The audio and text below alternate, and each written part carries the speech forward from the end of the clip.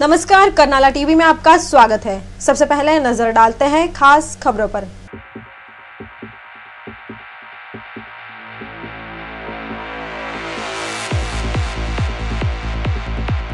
चिंसपाड़ा में हुई नवी मुंबई हवाई अड्डे को लेकर बैठक। प्रकल्प बाधितों के अनुमति के बाद शुरू हुआ सर्वे। वाशी के नवी मुंबई हाई स्कूल की घटना, विष बाधा से तकरीबन 60 विद्यार्थी हुए प्रभावित। ऐरोली में घटी सड़क दुर्घटना, एक व्यक्ति की हुई मौत। और प्रख्यात गजल गायक जगजीत सिंह का हुआ निधन। कोजागिरी के पावन पर्व पर मंगलवार को उरण स्थित सावरकर मैदान में दांडिया रास एवं वेशभूषा प्रतियोगिता का आयोजन किया गया था। कर्नाला स्पोर्ट्स एकेडमी उरण तालुका द्वारा आयोजित इस दांडिया रास का दांडिया प्रेमियों ने भरपूर आनंद उठाया। इस कार्यक्रम के लिए फू बाई फू फेम दिगंबर नाइक मुख्य अतिथि के रूप में उपस्थित थे। कर्नाला स्पोर्ट्स एकेडमी उरण तालुका द्वारा कोजागिरी पूर्णिमा के उपलक्ष्य में दांडिया रास एवं वेशभूषा प्रतियोगिता का आयोजन उरण स्थित सावरकर मैदान में किया गया था, जहां मुख्य अतिथि के रूप में फू बाई फू फेम दिगंबर नाइक को आमंत्रित किया गया था। तो इस अवसर पर शेकापश के उरण तालुका सचिव केसी गरद, जिला सचिव मंडल के सदस्य प्रोफेसर एलबी पाटिल, जेडपी सदस्य कलावती गावंड, आयोजक उरण पंचायत समिति की सभापति निकिता भोईर, महिला आघाड़ी की तालुका अध्यक्षा सोनिया मयेकर, शहर अध्यक्षा नयना पाटिल, शिक्षण समिति की उपसभापति सपना गायकवाड़, वरिष्ठ कार्यकर्ता काका पाटिल, पंचायत समिति सदस्य महादेव बंडा, नरेश घरत, उरण तालुका युवा अध्यक्ष मयूर सुतार, समाज सेविका सुजाता ठक्कर, कविता ठाकुर आदि गणमान्यों सहित दर्शक एवं दांडिया प्रेमी बड़ी संख्या में उपस्थित थे। इस अवसर पर उपस्थित गणमान्यों ने अपनी प्रतिक्रिया व्यक्त की। कर्नाला स्पोर्ट्स अकादमीच्या निमित्ताने आणि शेका पक्षाच्याकडून आज आपण इथे दांडिया रास इथे भरवलेला आहे आणि याचा उद्देश एवढाच आहे, समाजामध्ये आज को जागृती, याचाच अर्थ कोजागरी, की आज कोण जागा आहे हे महत्त्वाचं आहे।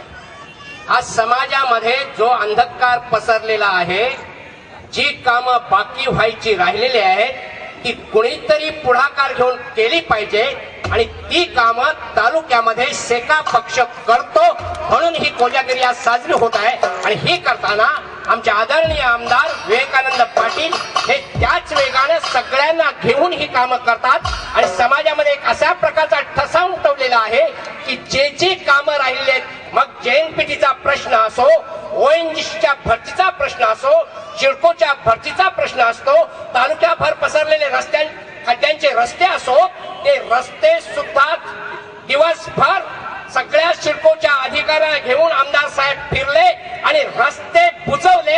हे आपलं काम शेका पक्षानं केलेलं आहे आणि शेका पक्षाच्या धोरणांनी सगळे कार्यकर्ते नेत्यांना, आमच्या महिला नेत्यांना सगळी कामं करतात आणि ज्यावेळी समाजामध्ये फिरत असताना आम्ही काहीतरी समाजाचं काम करतो हे दाखवून देतो आणि समाजामध्ये जेथे जेथे प्रश्न आहे, जेथे जेथे अंधार आहे, तेथे तेथे शेका पक्षच आवाज उठवत आलेला आहे आणि तो आवाज आमचा एवढ्या रायगड भर पसरतो आहे आणि महाराष्ट्रामध्ये जैन भाईंच्या रूपानं, मीनाक्षीताईंच्या रूपानं हा आवाज येतोय आणि तो सांस्कृतिक कार्यक्रमातून यावा। खरोखर देणाऱ्यांनी देत जावे, घेणाऱ्यांनी घेत जावे। कोजागिरी चंद्र किरणात प्रत्येकाने जीवनाचा आनंद क्षण हा जगत जावा, ही अशी एक संकल्पना आहे। आणि आज असं म्हणतो की लक्ष्मीचा वास हा नेहमी शुभ कार्यामध्ये होत असतो, तर आज इथे लक्ष्मीचा वास खरोखर होत आहे, कारण स्टेजवर बऱ्याच महिला तिथे उपस्थित आहेत। कोजागिरी निमित्त जागर, कोजागिरी को अधिक जागरच्या निमित्ताने आज आम्ही एक संकल्पना आपल्या समोर मांडत आहोत आणि संकल्पना घेऊन येत आहोत। उरणच्या इतिहासामध्ये आज आम्ही मंडळी आजपासून या देशामध्ये आणि या उरणमध्ये जो भ्रष्टाचार आहे तो आज संपवण्याची आज इथे जाहीर आम्ही शपथ घेत आहोत शेतकरी कामगार पक्षाच्या वतीने आणि आमदार विवेकानंद पाटील साहेब यांच्या आशीर्वादाने आजपासून आम्ही सुरुवात करत आहोत। त्यासाठी आपल्या सगळ्यांच्या शुभेच्छा आमच्या पाठीमागे राहू दे। जय हिंद, जय महाराष्ट्र। आइए देखते हैं कार्यक्रम की कुछ झलकियां।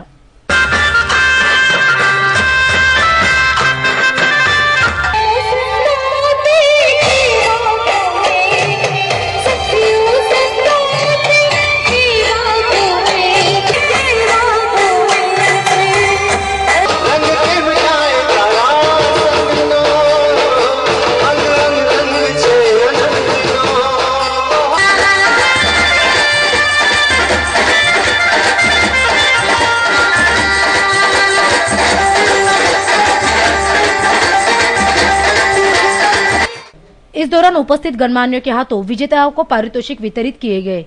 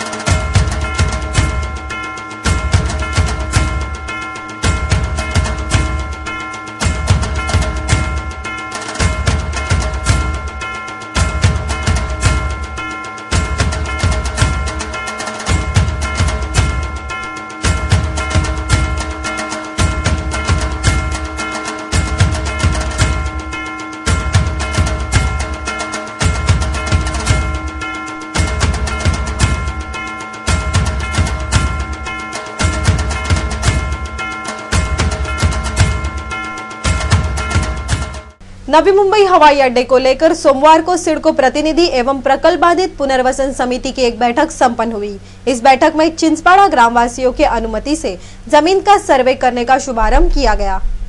नवी मुंबई प्रस्तावित हवाई अड्डे के काम का शुभारंभ चिंचपाड़ा गांव में आयोजित की गई बैठक के दरमियान किया गया। प्राथमिक तौर पर किए जाने वाले घरों के संरक्षण की शुरुआत सिडको के अधिकारी तथा लोक प्रतिनिधियों की उपस्थिति में की गई। सोमवार को चिंचपाड़ा गांव में प्रस्तावित नवी मुंबई हवाई अड्डे के मुद्दों को लेकर एक बैठक का आयोजन किया गया था। इस बैठक के लिए शेकापक्ष के जिला सचिव बालाराम पाटिल, प्रकल्प बाधित पुनर्वसन समिति के अध्यक्ष पंडेरीनाथ केनी, उपाध्यक्ष एस.के. नाइक, सिडको के स्वयंसेवी संस्था के डॉक्टर जोखिम, डॉक्टर भोसले आदि गणमान्यों सहित प्रकल्प बाधित बड़ी संख्या में उपस्थित थे। इस बैठक के दौरान घरों का सर्वेक्षण किस तरह किया जाएगा, इसकी जानकारी डॉक्टर जोखिम और पुनर्वसन अधिकारी डॉक्टर भोसले ने दी। गेल्या आठवड्यावर चर्चा केला। आमचे कार्यकर्ता कमीत कमी 10 दिवस तिकडे फिरून सगळे प्लिंथ किती पण असू दे, समजा एक झोपडा नाही परंतु प्लिंथ आहे ते पण आम्ही नंबर घेणार। अर्धा झोपडा आहे, अर्धा शेड आहे, थोडी रात नाही ते पण घेणार। ऍक्च्युअल काय वस्तू आहे, आज का पोझिशन काय ते आम्ही पूर्ण डॉक्युमेंट मध्ये घेऊन ते त्यांच्याकडे देणार आहे। त्याच्यानंतर त्याचं पुनर्वासन चर्चा होती। जे आपण जे सर्वे करणार आहे, तो सर्वे मधून कुठलीही गोष्ट राहू नये आणि तो सर्वे करताना गावातील प्रत्येक घटक तसंच आपल्या समितीने जे काही प्रतिनिधी केलेले आहेत किंवा ज्यांना कोणाला वेळ आहे ते बरोबर येऊन प्रत्यक्ष समोर असं पूर्ण पारदर्शक आणि ते प्रत्येकाची माहिती सर्वांकडे राहणार आहे। आणि ह्याचा उद्देश एकच आहे की जे काही आपले लाभ किंवा पॅकेजमध्ये फायनल होतील ते प्रत्येकामध्ये त्यापासून कुणी दूर जाऊ नये किंवा त्याला वंचित राहू नये, हा तो महत्त्वाचा उद्देश आहे। त्याच्यामुळे ही जी गोष्टी आपण हे करणार आहे त्याच्यातनं म्हणजे पुन्हाही या प्रकारे म्हणजे गोष्ट नोंदवायची राहिली म्हणून त्याच्यावर अन्याय होऊ नये किंवा राहू नये आणि परत कुणाचा अविश्वासाचं जे काही वातावरण आहे ते राहू नये। म्हणजे प्रत्येक गोष्ट आणि पूर्ण पारदर्शक पद्धतीनं जसं हे काम होणार आहे तसेच पुढची सुद्धा जी प्रोसिजर आहे तुमच्या बरोबर राहून तुमच्या समवेत राहून म्हणजे असं सर्व गोष्टी त्या पार पाडाव्यात ह्या उद्देशाने हे सर्व सुरू होतं। आणि बैठक के दौरान सर्वेक्षण की अनुमति उपस्थित ग्रामवासियों ने दी, जिसके बाद सिडको के अधिकारियों ने सर्वेक्षण का काम शुरू किया।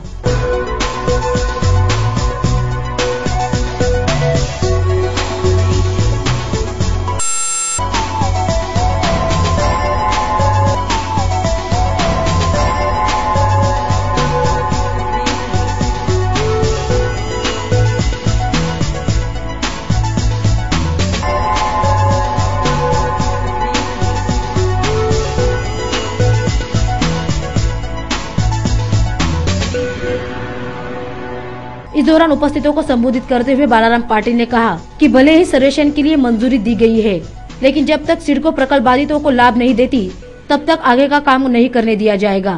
ज्या पद्धतीनं आपण सिडको बरोबर किंवा महसूल विभागाच्या अधिकाऱ्यांच्या बरोबर विभागीय आयुक्त असतील, जिल्हाधिकारी असतील, सिडकोचे व्यवस्थापकीय संचालक आणि त्यांचे अन्य अधिकारी असतील यांच्या बरोबर चर्चा करतोय, माहिती घेतोय, आपल्या मनातल्या कुशंका काढून घेतोय आणि ह्याच्यातून निश्चितपणानं प्रकल्पग्रस्तांना त्यांच्या हिताचं सर्वांगीण संरक्षण करणारं आणि सर्वांगीण लाभ मिळवून देणारं पुनर्वसनाचं धोरण या समितीच्या माध्यमातून आपण सेटल केल्याशिवाय, अंमलात आणल्याशिवाय स्वस्त वाटणार नाही. जी पावलं, सकारात्मक पावलं सिडको किंवा शासन प्रतिनिधींना टाकावी लागलेली आहेत, त्याचं सारं श्रेय आपण जी वज्रमूठ एकत्र केलेली आहे त्या एकजुटीला देतो.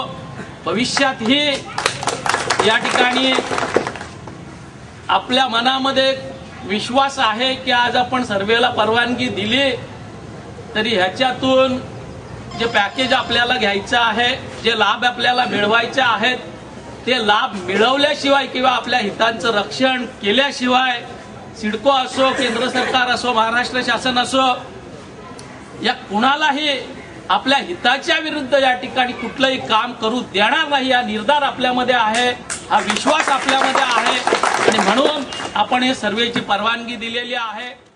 अब वक्त एक छोटे से ब्रेक का, कहीं भी मत जाइएगा, हम फिर हाजिर होते हैं. देखते रहिए कर्नाला टीवी.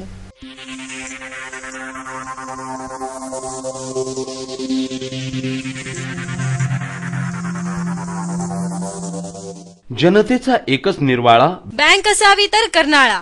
कर्नाळा नागरी सहकारी बँक. संपूर्ण कोकण विभागात सहकारी बँकेचा प्रथम क्रमांक मिळवून यशाच्या अत्युच्च शिखरावर आरूढ झालेली, ग्राहकांच्या विश्वासास पात्र असलेली रायगड जिल्ह्यातील एकमेव अग्रगण्य बँक कर्नाळा नागरी सहकारी बँक. केवळ 14 वर्षांच्या काळात यशाची गगनभरारी घेणाऱ्या बँकेच्या ठेवी 255 कोटींच्या वर. स्थापनेपासून रिझर्व्ह बँकेच्या निकषानुसार ग्रेड 1 आणि वैधानिक लेखा परीक्षणात अवर्ग दर्जा कायम राखलेली जनतेच्या विश्वासाची बँक कर्नाळा नागरी सहकारी बँक. भांडवल पर्याप्ततेचे प्रमाण 13.2%. बँकेचा निव्वळ नफा 3 कोटींच्या वर. एनपीएचे प्रमाण 6.19%.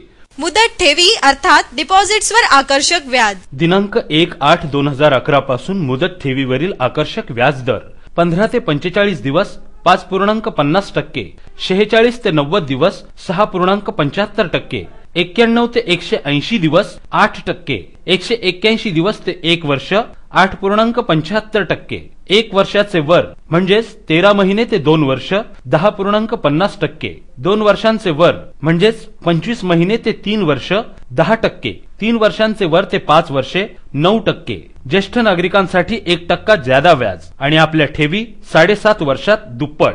कर्जासाठी सुयोग्य मार्गदर्शन आणि बँक लॉकर्सची ही सेवा उपलब्ध. त्याचबरोबर वीज ग्राहकांची दगदग मिटविण्यासाठी आम्ही सुरू केले आहे वीज बिल भरणा काउंटर. बँकेने सुरू केली आहे सोने तारण कर्ज योजना. दर साल दर शेकडा 11% व्याजाने. Maharashtra state cooperative bank association मुंबईद्वारे बँकेला मिळाले आहे पहिले व दुसरे पारितोषिक. त्यामुळेच बँकेच्या प्रगतीत मानाचा तुरा खोवला गेला आहे.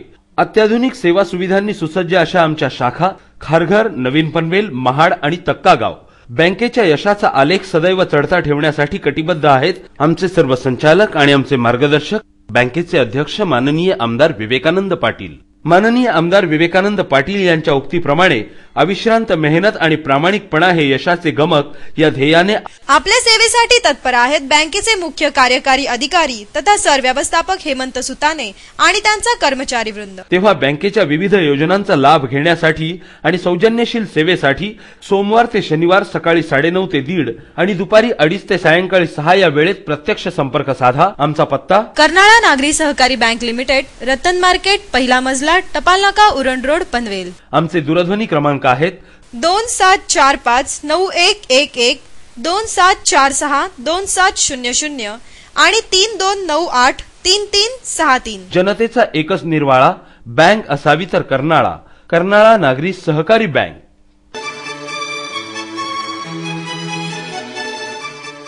आपको टाटा या फियाट की कोई नई कार खरीदनी है या फिर आपके कार की सर्विसिंग करानी है तो आपको कहीं और जाने की जरूरत नहीं है, क्योंकि टाटा मोटर्स आपके लिए लाए हैं फॉर्चून कार्स प्राइवेट लिमिटेड. अब पनवेल में भी पुराने मुंबई पुणे हाईवे पर कोलखे विलेज और पलसपा फाटा के पास फॉर्चून कार्स का एक और शानदार शोरूम और सर्विस सेंटर.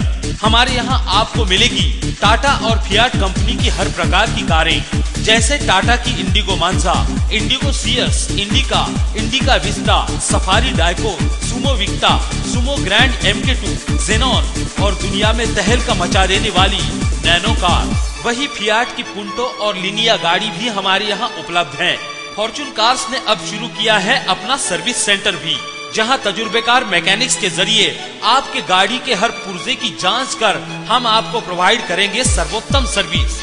तो देर किस बात की, अपने और परिवार के सपनों को साकार करने के लिए फौरन आइए हमारे पास। आपके सपनों को साकार करने का वादा फॉर्चून कार्स का यही है इरादा।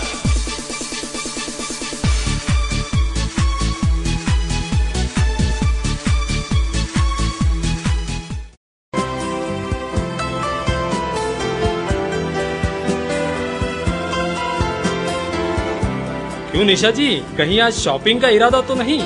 सही पहचाना आपने, आज मैं पनवेल जा रही हूँ सारी शॉपिंग के लिए।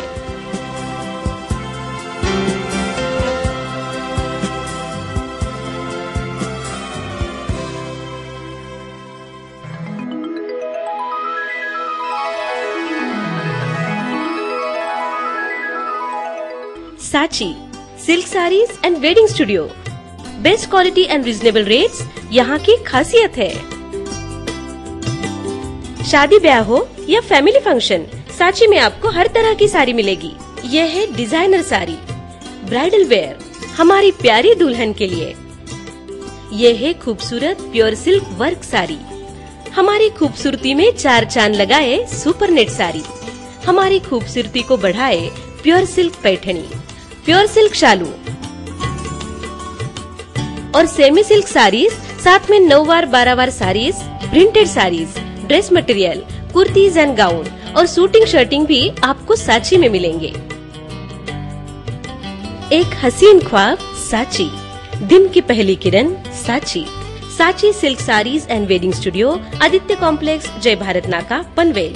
फोन 27453435।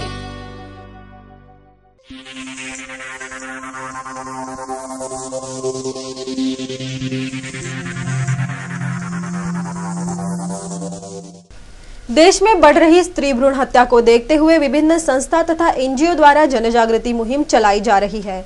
पुणे के शरद क्रीड़ा एवं सांस्कृतिक प्रतिष्ठान द्वारा जगत गुरु श्री संत तुकाराम महाराज चौथी राज्य स्तरीय अभंग एवं भजन प्रतियोगिता का आयोजन 8 और 9 अक्टूबर को पेंड स्थित चिंचपाड़ा गाँव में किया गया था। शरद क्रीड़ा एवं सांस्कृतिक प्रतिष्ठान पुणे द्वारा जगत गुरु श्री संत तुकाराम महाराज चौथी राज्य स्तरीय अभंग एवं भजन प्रतियोगिता का आयोजन 8 और 9 अक्टूबर को पेंड स्थित आगरी समाज हॉल में किया गया था। इस प्रतियोगिता में भ्रूण हत्या प्रतिबंध इस विषय पर अभंग और भजन प्रस्तुत किए गए।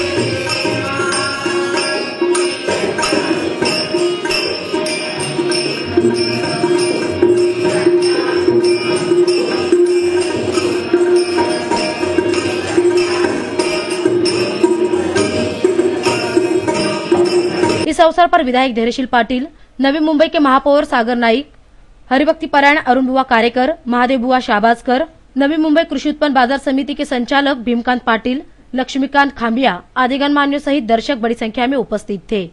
इस दौरान इस प्रतियोगिता के बारे में लक्ष्मीकांत खांबिया ने विस्तृत जानकारी दी।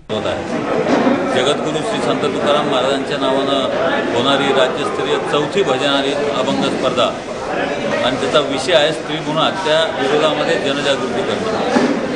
भजन हा आपला राज्याचा आत्मा आहे असं आपण समजतो आणि आत्म्याने जर अंतर्मनाला साथ दिली तर आपलं मन ती गोष्ट ऐकल्यापासून राहत नाही। म्हणून आमच्या सर्वांच्या प्रयत्नाने आदरणीय विद्यावाचस्पती हबप रामचंद्र देखणे, आदरणीय लवलीकर महाराज, हबप साखरे महाराज, बापूसाहेब मोरे देहूकर यांच्या सर्वांच्या मार्गदर्शनाने ही स्पर्धा 4थ्या वर्षात पदार्पण करत आहे। एकूण 17 केंद्रांवरती ही स्पर्धा राज्यामध्ये होते आहे। राज्यामध्ये जवळपास या स्पर्धेमध्ये 1370 संघ सहभागी झालेले आहेत। ज्या लोकप्रिय चॅनलच्या माध्यमातून ही स्पर्धा संपूर्ण राज्यामध्ये घराघरामध्ये पोहोचते त्या चॅनलच्या माध्यमातून माझी विनंती आहे आता सगळ्या लोकांना की ह्या भजनाद्वारे आणि अभंगाद्वारे आपण स्त्री जनजागृती स्त्री भ्रूण हत्या विरोधातील आपण या मोहिमेचा शुभारंभ जो केलेला आहे तो असाच तो दिवा तसाच तेवत ठेवूया आणि या राज्यातील स्त्री भ्रूण हत्या थांबूया। आदरणीय आमदार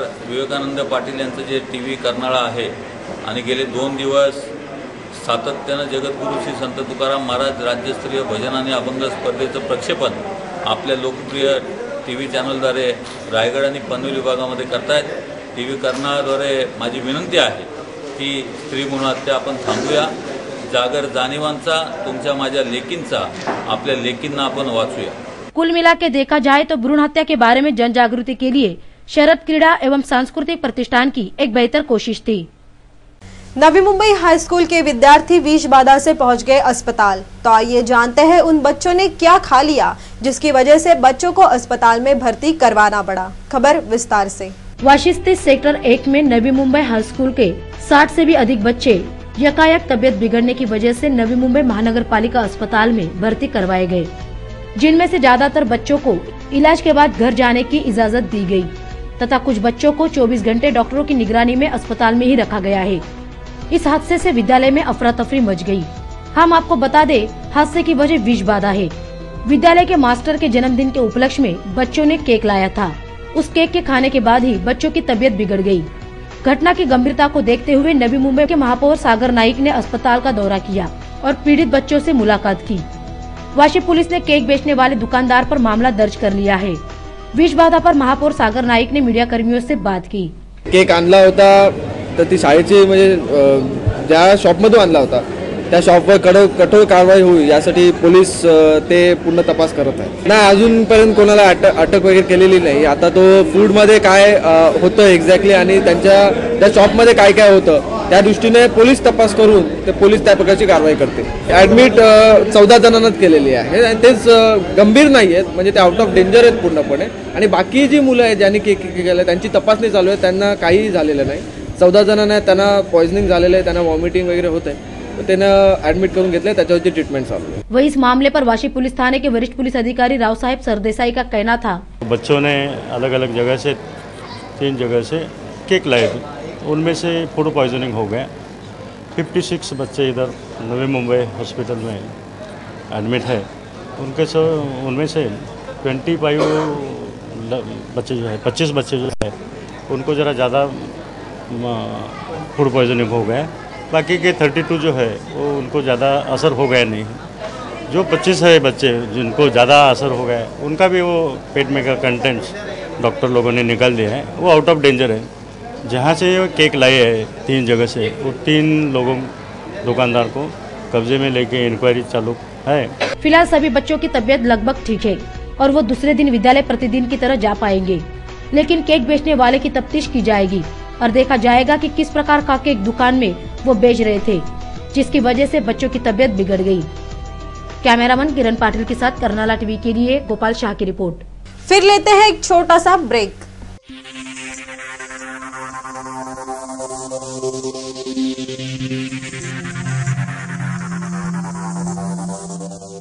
डी मार्ट डिस्काउंट आणि दर्जा यांचा मेळ साधणारं डिपार्टमेंटल स्टोअर डी मार्ट, परिपूर्ण खरेदीचं सर्वोत्तम ठिकाण, स्वस्त मस्त आणि प्रशस्त वातानुकूलित shopping centre D mart.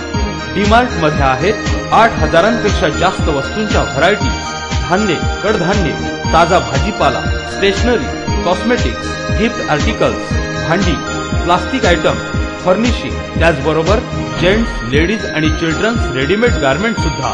D mart, कुटुंबातील प्रत्येकासाठी, प्रत्येकाच्या गरजेसाठी।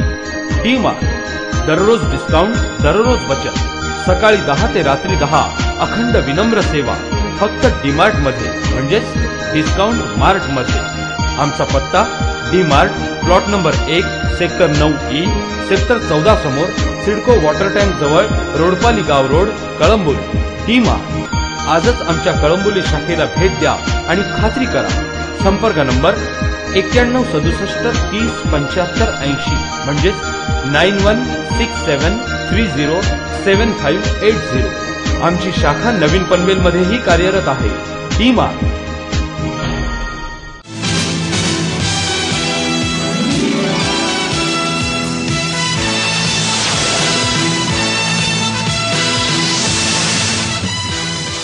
किसी फिल्म, टीवी सीरियल का शूटिंग हो या मेरी पर्सनल लाइफ, मैं साड़ी के लिए कभी कॉम्प्रोमाइज नहीं करती।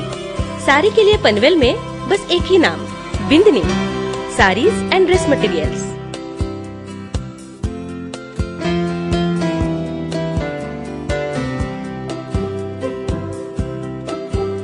यहाँ मेरी पसंद की एक्सक्लूसिव साड़ियाँ मिलती है। कोई स्पेशल साड़ी लेनी हो या फिर बढ़िया डिजाइनर साड़ी, मैं सिर्फ बिंदनी से ही लेती हूँ। यह है दिल छू लेने वाली डिजाइनर साड़ी विथ वर्क, और यह designer sari with fancy work. Party और फैमिली फंक्शन के लिए silk saris, pure silk work saris, नई नवेली दुल्हन के लिए ब्राइडल वेयर, और मेरी favourite pure silk super net sari, और साथ में ड्रेस मटेरियल भी। हर दिल की ख्वाहिश बिंदनी, खूबसूरत हसरत का ख्याल Bindani. Bindani saris and dress material, shop number 2, Neel Atharva, MTNL road, opposite Durga Mata Mandir, Panvel.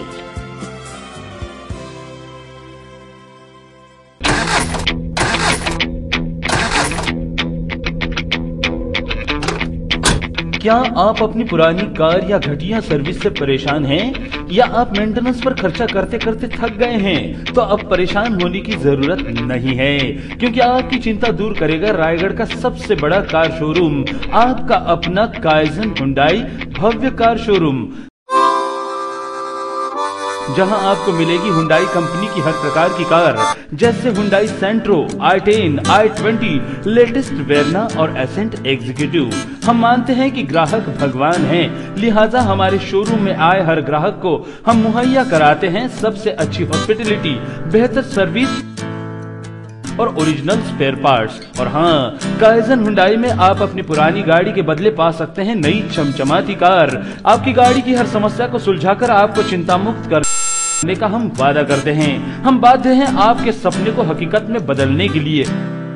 तो अवश्य आइए रायगढ़ के सबसे बड़े Hyundai car showroom kaizen Hyundai में और खरीदिए अपनी मनपसंद कार। आपके जीवन में लाएगी खुशियों की बहार काइजन हुंडई से खरीदी हुई कार। हमारा पता है काइजन हुंडई, गट नंबर 33, पुराने मुंबई पुणे हाईवे पर, कोलखे विलेज के पास, पनवेल। हमारे संपर्क नंबर हैं सेल्स विभाग 02261359999, सर्विस विभाग 02261359000 और हेल्पलाइन नंबर हैं 8898066000। काइजन हुंडई की एक और शाखा महाड़ में भी खुल चुकी है और जल्द ही हम शुरू करने जा रहे हैं काइजन हुंडई की और 2 शाखाएं अलीबाग और करजत में। तो अवश्य आइए काइजन हुंडई में।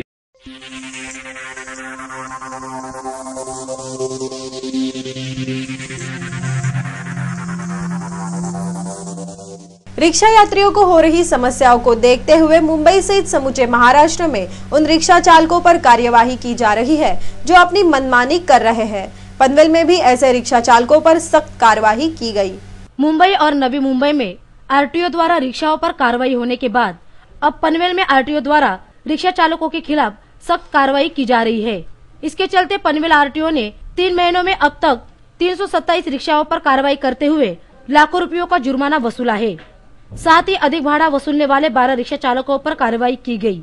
साथ ही ज्यादा प्रवासियों को रिक्शा में बिठाने वाले 25 रिक्शा चालकों के खिलाफ भी कार्रवाई की गई और 24 ऐसे रिक्शा चालक पर कार्रवाई की गई जिन्होंने मीटर में हेराफेरी की थी। इस पूरे उपक्रम के बारे में पनवेल आरटीओ के अधिकारी श्री जिस्कर ने हमारे प्रतिनिधि को जानकारी दी। रिक्षा चालकांसाठी एकतर आता आम्ही पासिंग करला जेव्हा जी ऑटो रिक्षा येते फिटनेस करता त्याला ती कंपल्सरी मीटर असतं, त्यांना आम्ही आता इलेक्ट्रॉनिक मीटर इन्सिस्ट करीत आहोत। जरी अद्याप तो लागू झालेला नाही किंवा कंपल्सरी नाही, लागू झालेलं नाही म्हणजे ऑलरेडी त्यांना ऑप्शन आहेत इलेक्ट्रॉनिक मीटर किंवा मेकॅनिकल मीटर।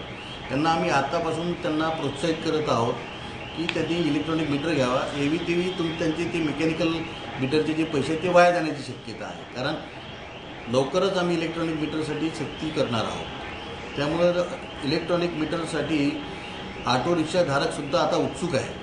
नुकत्याच एका संघटनेने त्यांच्या पातळीवर ठराव केलेला आहे की त्यांचे जे 700 मेंबर्स आहेत त्या 700 मेंबर्सना ते इलेक्ट्रॉनिक मीटर कंपल्सरी करणार आहेत आणि त्यांच्या संघटनेचे सभासदसुद्धा त्याकरता राजी आहेत। त्यामुळे लवकरच आपण ही 700 ऑटोधारक हे इलेक्ट्रॉनिक मीटरनं धावायला सुरुवात करू। गेल्या 2 महिन्यामध्ये आम्ही 175 ऑटोधारकांवर कारवाई केलेली आहे आणि एप्रिलपासून जर विचार केला तर आपण 327 ऑटो रिक्षाधारकांवर कारवाई केलेली आहे।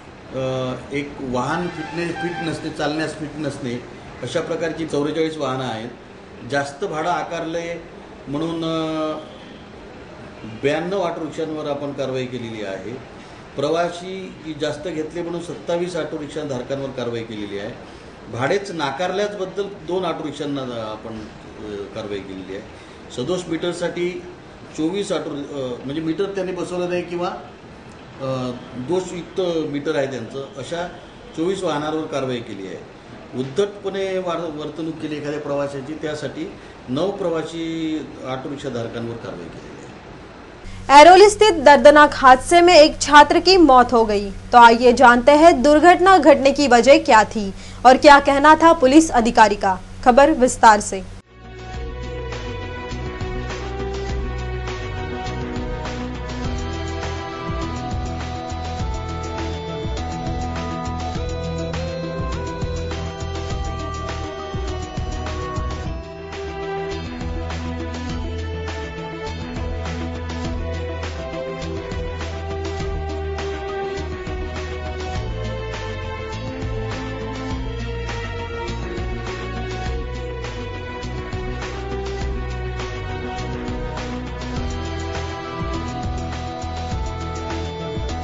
ऐरोली स्थित सुबह 7 बजे एक मोटरसाइकिल सवार को बस ने ठोकर मार दी, जिसकी वजह से मोटरसाइकिल सवार का संतुलन बिगड़ गया और वो मोटरसाइकिल समेत गिर पड़ा, जिसकी वजह से मोटरसाइकिल सवार अरशद बस की चपेट में आ गया। इस दुर्घटना में अरशद की दर्दनाक मौत हो गई। रबाले पुलिस ने बस चालक को हिरासत में लिया है। इस दुर्घटना पर पुलिस अधिकारी ने मीडिया कर्मियों को जानकारी दी। एक बस ने ठोक दिया है पीछे से जब वो स्कूटर पे जा रहे थे, तो हम तुरंत इंद्रावती हॉस्पिटल गए। उधर देखा, तहकीकात की तो सच में एक्सीडेंट हुआ था। तो बाद में उधर ऐरोली रेलवे स्टेशन के सामने जो घटना घटी थी उधर गए और घटनास्थल पंचनामा वगैरह करके आए। वो बीएचपी स्कूल की बस थी और वो बच्चे भी बीएचपी स्कूल ही जा रहे थे। उनके पापा उन बच्चों को लेके स्कूल जा रहे थे। ड्राइवर तो बस छोड़ के भाग चुका था, उसको हमने रेलवे स्टेशन पे पकड़ा है। वो 3 बच्चों में से वो जो 14 साल का हर्षद लड़का था वो मर चुका है और बाकी दोनों पर इंद्रावती हॉस्पिटल में ट्रीटमेंट चल रही है। वही पीड़ित व्यक्तियों के परिजनों ने मीडिया कर्मियों से बात की।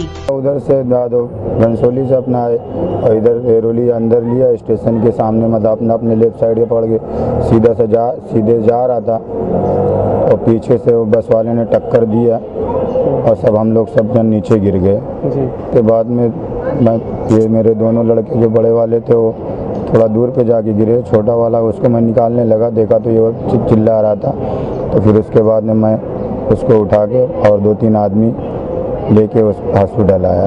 हम तो यही कहना चाहेंगे कि सड़क पर वाहन चला रहे हो तो अपना पूरा ध्यान वाहन चलाने पर रखें ताकि सुरक्षित सफर तय कर सके। याद रखें, आपकी और दूसरों की जिंदगी अनमोल है।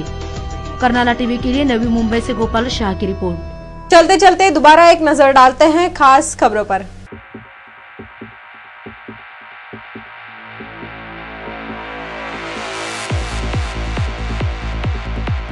चिंचपाड़ा में हुई नवी मुंबई हवाई अड्डे को लेकर बैठक, प्रकल्प बाधितों के अनुमति के बाद शुरू हुआ सर्वे। वाशी के नवी मुंबई हाई स्कूल की घटना, विष बाधा से तकरीबन 60 विद्यार्थी हुए प्रभावित। ऐरोली में घटी सड़क दुर्घटना, एक व्यक्ति की हुई मौत। और प्रख्यात गजल गायक जगजीत सिंह का हुआ निधन। आज के लिए बस इतना ही। करनाला टीवी के बारे में आपकी कोई राय या सुझाव हो या फिर आप कोई खबर देना चाहते हैं तो आप हमें संपर्क कर सकते हैं। हमारा संपर्क नंबर है 27457338। आपसे फिर मुलाकात होगी, तब तक के लिए नमस्कार।